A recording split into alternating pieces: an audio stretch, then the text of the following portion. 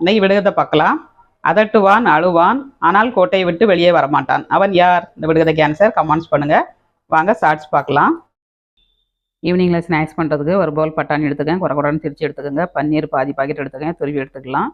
ஒரு ஃபேனில் ஒரு ஸ்பூன் எண்ணெய், ஒரு ஸ்பூன் ஜீரகம், ஒரு பச்சை மிளகாய், இஞ்சி துண்டு ஒரு துண்டு, ஒரு வெங்காயம், அரை ஸ்பூன் வரமிளகாய், அரை ஸ்பூன் வரமல்லி, அரை ஸ்பூன் கரம் மசாலா, சாட்டு மசாலா அரை ஸ்பூன், மஞ்சள் தூள் அரை டீஸ்பூன், உப்பு ஆட் பண்ணி பட்டாணியும் ஆட் பண்ணி ஃப்ரை பண்ணிக்கோங்க.